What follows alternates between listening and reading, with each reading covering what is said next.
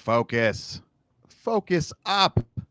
I'm talking to you, Kelsey. I heard you were taking a little hiatus from podcasts, but you're coming back to watch the Rubio Method. I really appreciate it. Welcome to the Rubio Method. My name is Chris Rubio, along with Nicholas Monahan. This is episode 27. Here we go, Monahan. On today's show, we're going to be covering the following topics: breathing techniques to get some Z's.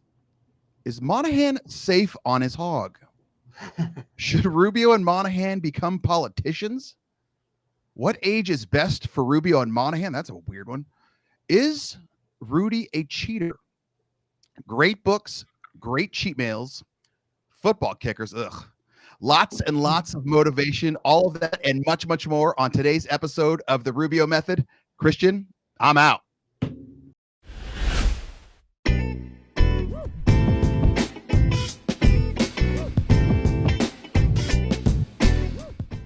Focus.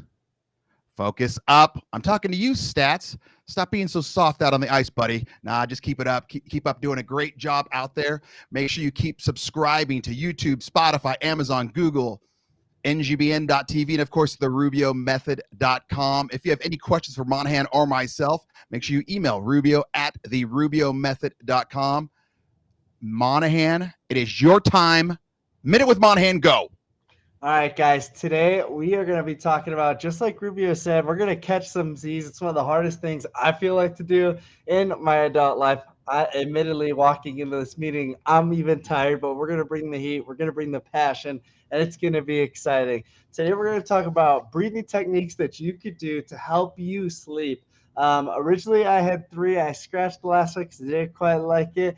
So I've got 2 really good ones that I've been practicing for a while now. The first, and they both involve shapes. Let's go, baby. First one is a square. That's the box shape breathing. So you're gonna breathe in for 4 seconds. You're gonna picture a square. Breathe in for 4 seconds. Breathe out for 4 seconds. Breathe in for 4 seconds. Breathe out for 4 seconds.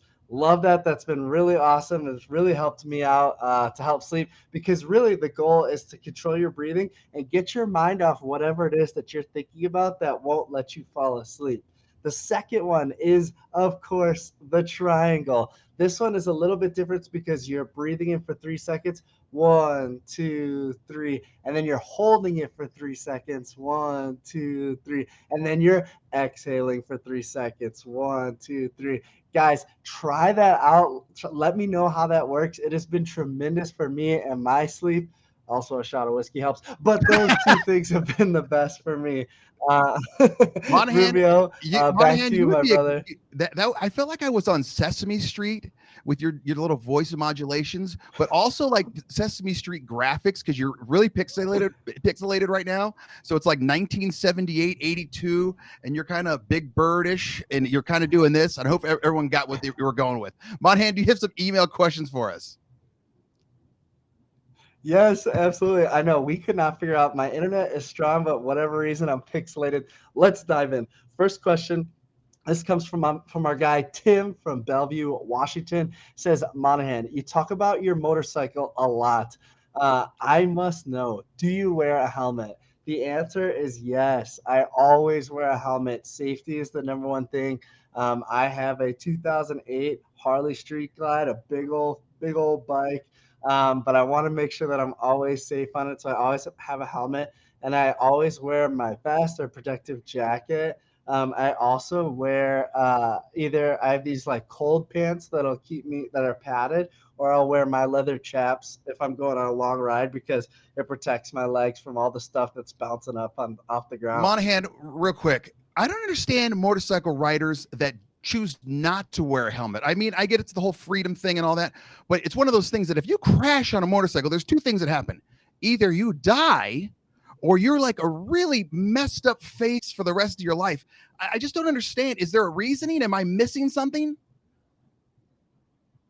No, yeah, well, the other thing they say is people are like, well, I'd rather just die if Oh, I crash and not be protected. okay. Yeah. Some riders, I've heard that. I've definitely heard that. Fun fact, I've actually been hit by a car. I was on a moped and I didn't have a helmet on that time because I was in Minnesota and you don't need one. And that scared the lights out of me. So that was the last time I didn't wear a helmet Monahan, when I I got rode. a little surprise for you. Christian, it's time. Have I told you about my hog, Monahan, that I got? Oh my gosh. I'm not going to say it's my hog, but it is a motorized bar stool that I won at an auction for the Jackson Baldwin Foundation. It goes 10 miles per hour in its 15 miles range. So, Monahan, whenever you come to Lewiston, Idaho, you and I will go hogs side by side, Daddy. Thank you, Christian, for that. Monahan, what's your second question? We're gonna be wild hogs, dude. Second question. This comes from I'm tired, sorry.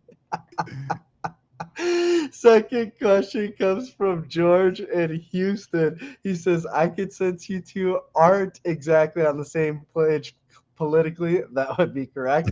But if you could, would you be president and vice president of the United States? Rubio, do you want to handle that? Well, first of all, if we're going to go into politics, man, you need to learn how to pronounce names. That's Jorge, not George. Okay, number one. Okay, so I wasn't sure. I didn't want to be like, good God, Monahan, you're pixelated. You're ruining names. All right. Anyway, back to what I was saying. Yes, I think Monahan and I would be great political people together. I would obviously have to be the president. He would have to be the VP. He would be the touching, kissing babies, pressing the flesh, doing all that. And I would be the one that would just come down hard with the regulations. And Monahan he'd be the one, Rubio, you can't do that. But shut up, I'm doing it. I'm president. So that's my answer. I think we'd do very well together. I completely agree. We're the perfect yin and yang of each other. And I think that, first off, it's going to be a party. It's going to be a lot of fun. And second off, I think we'll balance each other out real well. Perfect. Number 3, Monahan. Here we go. Jane in Phoenix. Jane, that was my grandmother's name. If you two could lock in at a certain age, basically stay at the same age forever, what would it be? Dude, 16, bro. 16 years old. The year was 2009. It was incredible. My football team was really good. It was awesome. I got my license. I had this dirty old 96 GMC Sierra. It was just like music was so good. Food tasted better. It was just amazing. And I got plenty of sleep. I think I would go age 30. I think age 30 was kind of a sweet spot. I was mature enough. You're making a little bit of money. You know what you're doing. You think I'll just say you're mature enough, but in your body is still kind of all together. Monahan, I think I told you the story about a couple of months. Well, maybe it's been about 2 years ago. I'm sleeping, doing all this, and I wake up to put on my shirt on, and oh my gosh, I can't move my left shoulder. And I'm like, what? I couldn't even get my arm in my shoulder, so I'm like doing some sort of worm to get in there. I finally get it in. It's like 2 days where I can't lift my left shoulder. My wife finally says, Rubio, she calls me Rubio, you got to go to the doctor. I go to the doctor. They're like, hey, man, you need to take like an x-ray. So we do an x-ray, and I don't think I had to do an MRI unless I just blocked it out. He goes, you tore your rotator cuff. And I go, what do you mean I tore my rotator cuff? It's my left shoulder. I do everything my right. He goes, I hate to tell you this, but at your age and your size, most likely you did it sleeping. And I said, oh my God, that is the most pathetic thing I've ever heard. Dude, is that just depressing? That's sad, bro. That's absolutely tragic. I don't want to talk about it anymore. Christian, we're coming back with our next segment, which is a great guest. Christian, I'm out.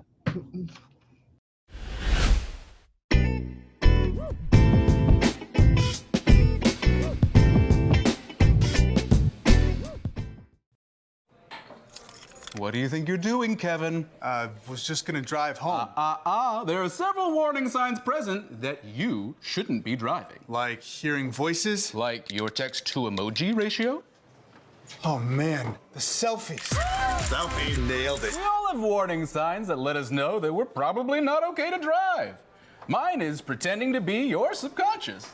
Craig, come on man, let's split a ride home.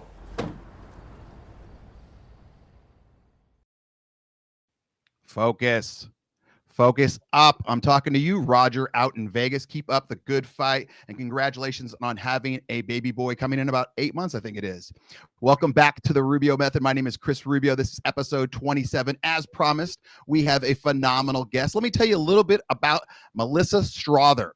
She won a gold medal at the 2017 IFAF World Championship, sang for the Pope in Rome. Whoa.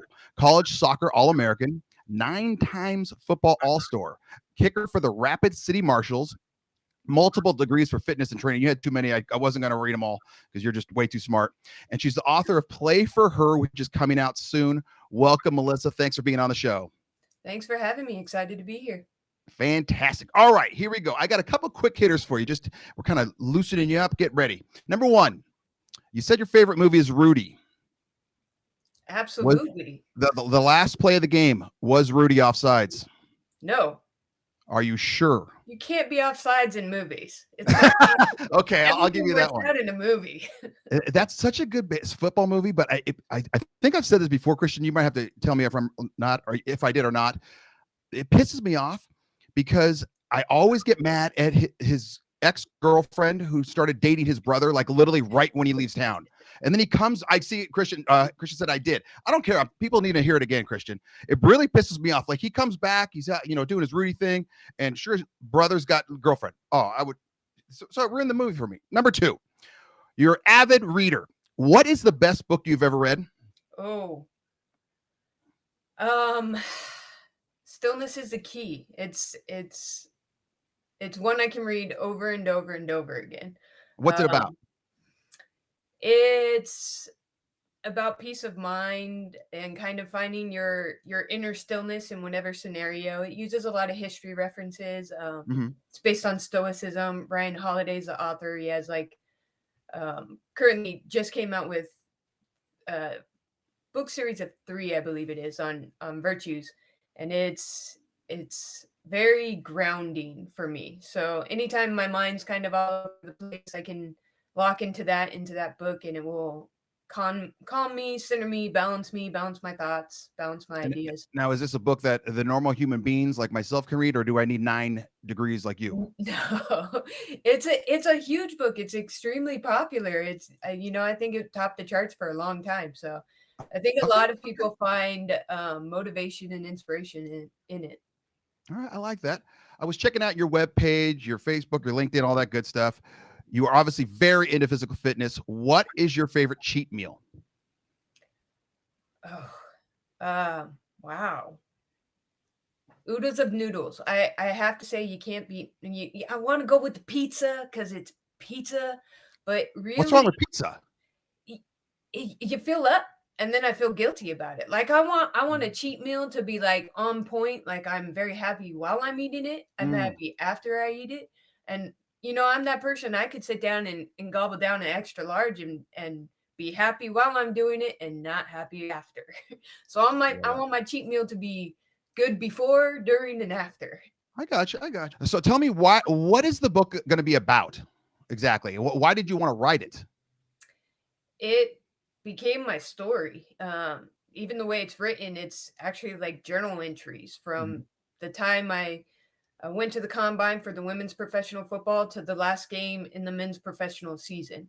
And so it's for the reader to read along as if they're going along this journey with me through all the obstacles, all the ups and downs, and all the turmoil, and to come out the other side and still have a new perspective on athletes, a new perspective on football, and a new perspective on females in football and in sports. Okay, so I played football at UCLA when they were really, really good. They actually did pretty well this last season. And one of the main things I remember, it's not even the games, it's the camaraderie. It's the locker room. What's it like being a woman on a man's team? Because I can't even imagine back then if we had a female on the team. The locker room was a huge adjustment because I was in one. Well, our home games, I was in one on my own. On the road, Okay. I was usually in a bathroom with the fans trying to change before games. Just there wasn't a place for me to go. They put you in with the fans? Yeah, so the bathrooms where all the fans go to use the restroom, and that's where I would go. And so you did like Superman. You go in, go in, female, closed door, you come out, athlete, football player. Yep. Oh my God, that's not good. Okay, so then you get dressed and then you go back into the locker room for like the team meeting and all that crap? No, I typically would, at home, I'd sit in my locker room and then go out to the field. When we were on the road, I'd change in the bathrooms and then go sit out on the field till it was time for everybody to come out. Is there any way that you feel like they could adjust that, or is that until there's more female football players, you just lose? It was not planned very well. It was just Mhm. an organizational thing. It was a first year team that I played on. And so there was usually a lot of other things going on. At first game, we didn't have uniforms. We had to borrow it from the high school. Oh, So there was a lot going on of learning how to run a first year organization. And I think that was probably more of the issue, especially when we went on the road. A lot of the teams didn't even know there was a female on the team. So they didn't know to prepare. When we played in Salina and they were so nice and they got me a place to change and got a little room. So it was just I think it was an organizational thing. when you got on the team, did the coach give you the the ability to address the team, or did they just, hey, here's a female kicker, and or didn't bring it up? So again, first year team. When I got into Rapid City, we didn't have a facility to train at. We were actually in like this basketball gym, and you can't kick, you can't do anything there.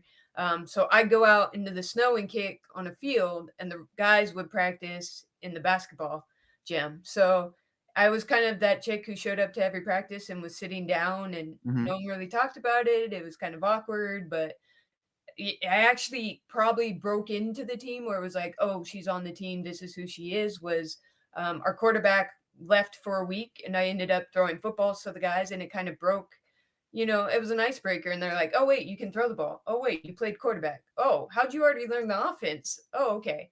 And so it was kind of that introduction of like, no, you're not some random chick brought onto the team. You actually know football. You've played football. All right, you're a teammate. Yeah, absolutely. How would you recommend, because you talk about this a lot, I was looking at your website, how would you recommend people become more open and vulnerable to get themselves to learn more about things? That's one of the hardest things. I Mhm. think people are so scared to feel failure, to face failure. I think the first step you have to accept is failing.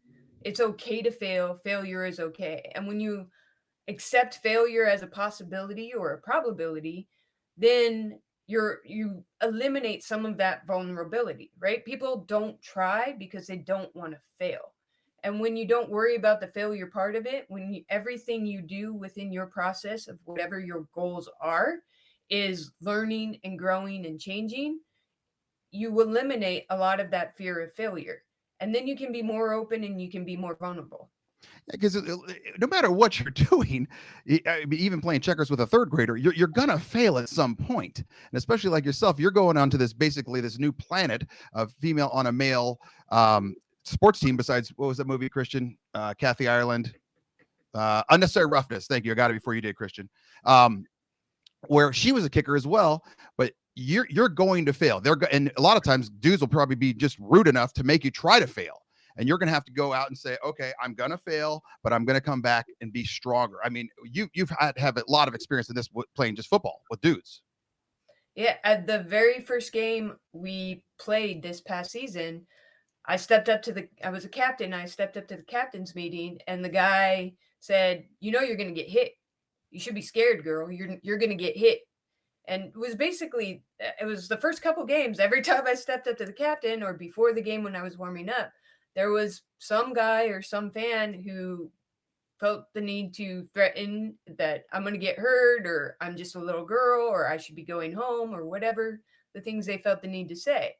And I could take that to heart and be like, oh, I don't belong here, or oh, I'm not good enough. Mm-hmm.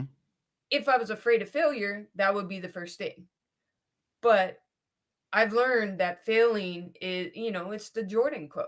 You have to when you fail over and over and over, that's why you succeed. You can't succeed at everything and learn. You don't learn from success. You learn from failure.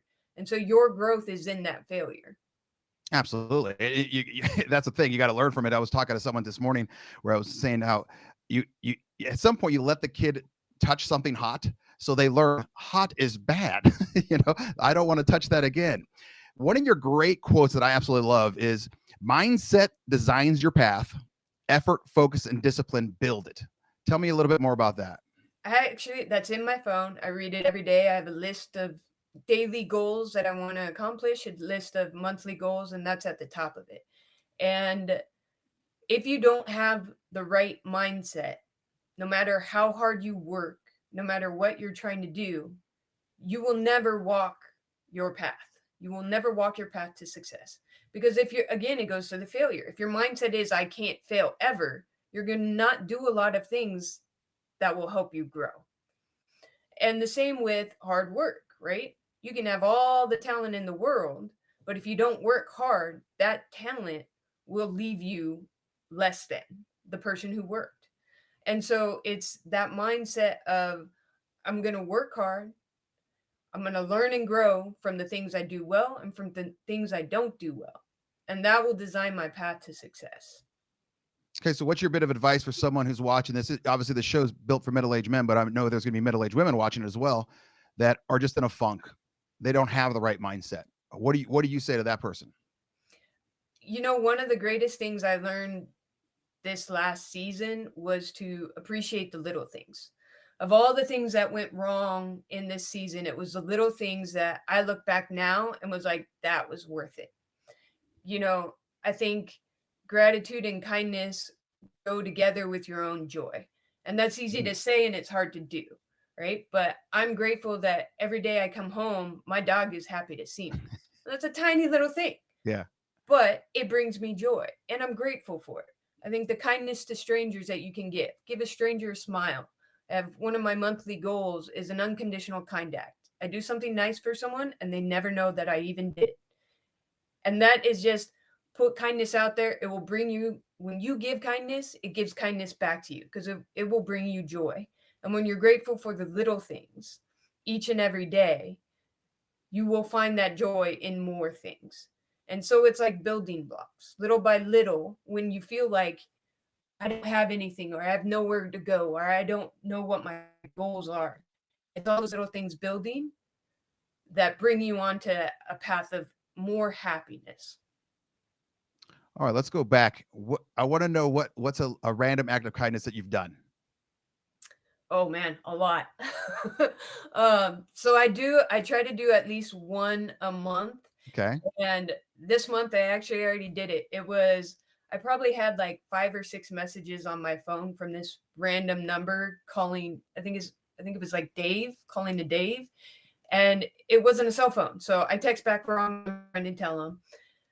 So long story short, I get on the phone, I call the number. I'm online or on waiting, probably on hold for like 30, 35 minutes just to call and say, hey, this is the wrong number. Whoever you're trying to get this information to, you need to get the right number together. So that's something like, again, it's unconditional because it doesn't benefit me in any way.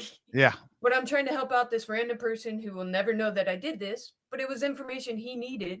And so it's just something like that, you know, and you can do like, I try to do something bigger than opening a door for a stranger or, you know, giving a little kid a high five, like go out of my way to do something nice for someone and, you know, spread a little happiness in this world. Yeah. The world would be a hell of a lot better place if everyone else did that. What motivates you? Is it your book? Is it your kicking? Is it helping out younger women? What motivates you? What gets me out of bed every day? It's just making a difference in this world. And that seems like silly and over the top, but it's the truth. Because I can't wake up and go my day by day thinking about myself. That's so confined and limited and you can only work so hard for yourself. But I found that if you work for something bigger than yourself, you don't need to look for motivation. It's already there. You know, I know that when I don't want to go work out, I know the kid that comes and watches me play will appreciate that I went and worked out on that day. You know, so as long as I keep my mindset on something bigger than myself and making a positive impact in the world of sports, but specifically football, it's easy to get out of bed and it's easy to go to work. Love that. Melissa, where can people find out more about your journey, the book, all that good stuff? On the website, diamondintheroughsdllc.com. That will soon be changing to ditr.shop. And then on my Instagram is where I try to post my daily like update in this journey so people can keep track of where I am and what I'm doing and where I'm playing and all of that. Fantastic. Melissa, this was fantastic. And I want to make sure that you remember the most important thing for a kicker is their long snapper. Appreciate my long snapper. And There my you go. All right. There's no got you. game-winning kicks without a game-winning snap. Never forget that, Melissa. You'll go very far in life. All right, Melissa, thank you very much for this. I really appreciate it. I wish you the best of luck. Christian, I'm out.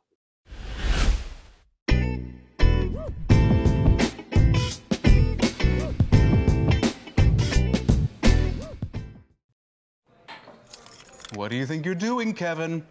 Was just gonna drive home. There are several warning signs present that you shouldn't be driving. Like hearing voices. Like your text to emoji ratio. Oh man, the selfies. Selfie nailed it. We all have warning signs that let us know that we're probably not okay to drive. Mine is pretending to be your subconscious. Greg, come on, man, let's split a ride home.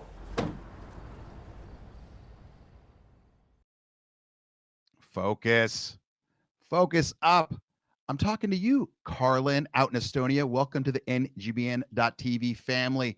And thank you for watching The Rubio Method on Spotify, Google, Amazon, YouTube, Apple, and of course, therubiomethod.com. If you have any questions for myself, Monahan, or Melissa, you can email rubio@therubiomethod.com. Now we have the bottom line segment. The bottom line is all the stuff that you should have learned without even realizing you learned it. Number one, take it down a notch and don't forget to breathe. Remember the two things Monahan had, the square thingy. I don't know if you guys can see it because he was so pixelated, 1982 Monahan, or the triangle.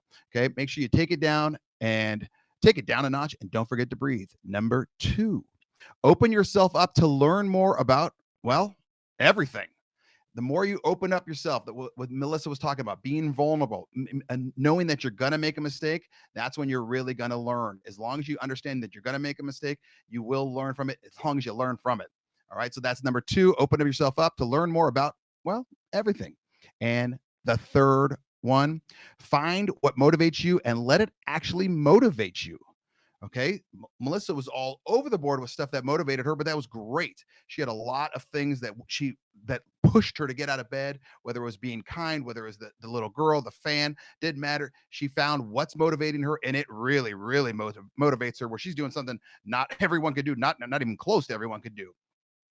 Well, that wraps it up for episode 27 of the Rubio Method. Keep sharing on every podcast available for you, and don't forget to subscribe.